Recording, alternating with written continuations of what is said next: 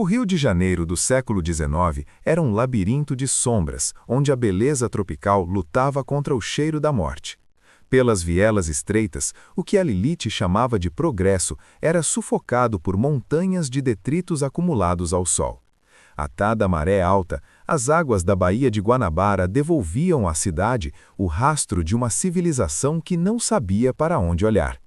As doenças proliferavam em cada esquina, invisíveis aos olhos, mas onipresentes no ar pesado das tardes de verão. Neste cenário de caos sanitário, surge a figura de um homem vindo de terras distantes com uma obsessão incomum pela ordem. Aleixo Gari não via apenas sujeira, ele enxergava uma engrenagem quebrada que precisava de um mestre para funcionar. Sua chegada ao Brasil não foi um acaso, mas o encontro do método europeu com o desespero de uma capital imperial sufocada. Ele propôs o impensável para a época, uma logística sistemática para varrer a podridão das ruas imperiais. Gari sabia que para vencer a imundície, precisaria primeiro mapear o fluxo das sombras da cidade. O contrato assinado com a corte não era apenas um negócio, era o nascimento de uma nova classe de trabalhadores invisíveis. A elite imperial olhava com ceticismo, duvidando que um homem pudesse domar a natureza indomável do lixo tropical. Mas Gari não buscava aplausos, ele buscava resultados que pudessem ser medidos pelo silêncio das ruas limpas. Antes da alvorada, quando a cidade ainda dormia, os primeiros exércitos da limpeza começavam sua marcha silenciosa. Eram homens recrutados na base da pirâmide social, agora investidos de uma missão que definiria a dignidade urbana. O som das cerdas raspando a pedra tornou-se o metrônomo de uma transformação que poucos ousavam observar de perto. Gari introduziu métodos que pareciam coreografias, onde cada carroça tinha seu tempo e cada descarte seu destino. Ele dividiu a capital em setores, tratando a geografia do rio como um tabuleiro de xadrez contra o tempo. As carroças de tração animal cortavam a névoa matinal, carregando o que a cidade desejava esquecer. O fedor que antes paralisava o comércio começava a dar lugar ao frescor da pedra lavada pela primeira vez. Subitamente, o rio começou a respirar, revelando cores e arquiteturas que antes estavam soterradas pelo descuido humano. As fachadas dos palacetes voltaram a refletir a luz do sol sem a barreira da poeira e do lodo acumulado. A população assistia, de trás das janelas, à passagem desses homens que pareciam apagar as marcas do dia anterior. Mas o sucesso de Gari não veio sem resistência. O custo da limpeza era o fim de velhos hábitos enraizados. Muitos não aceitavam que o espaço público não era mais o depósito de seus resíduos privados.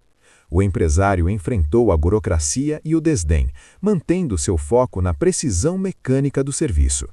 Ele era um homem de detalhes, inspecionando cada uniforme e cada ferramenta como se fossem instrumentos cirúrgicos. Com o passar dos anos, o sistema de Gari tornou-se o sistema da própria cidade, fundindo-se à sua identidade. A limpeza urbana deixou de ser um evento esporádico para se tornar uma constante da vida civilizada. Os trabalhadores de Aleixo tornaram-se sentinelas da saúde pública, combatendo epidemias com a ponta da vassoura. E foi nesse período que a linguagem popular operou sua transformação mais curiosa e duradoura. O nome de batismo do empresário francês começou a se descolar da pessoa física para batizar a função. A palavra Gari ecoava pelas ruas não mais como um sobrenome, mas como o chamado para a ordem. Um operário da limpeza parando por um segundo para enxugar o suor, olhando para o horizonte com dignidade silenciosa.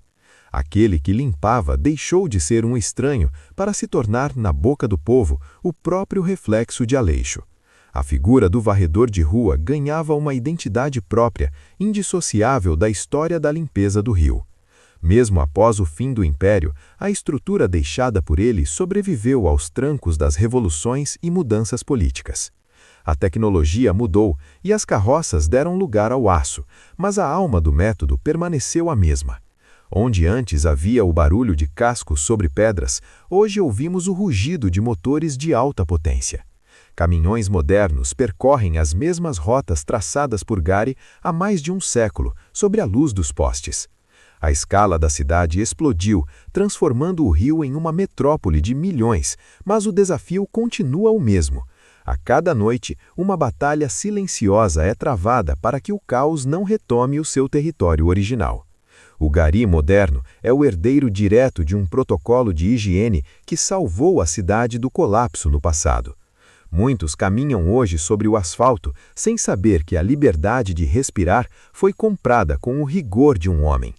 A invisibilidade desses trabalhadores é, ironicamente, o maior sinal do sucesso de sua missão constante.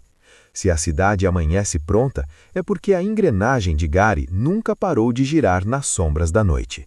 Aleixo Gari não apenas limpou o lixo, ele desenhou a fronteira entre a barbárie e a civilização urbana. Seu legado está gravado em cada bueiro, em cada calçada e no ar que circula pelas avenidas abertas ao mar. Uma lição de que o verdadeiro poder muitas vezes não está em quem constrói o luxo, mas em quem remove a ruína.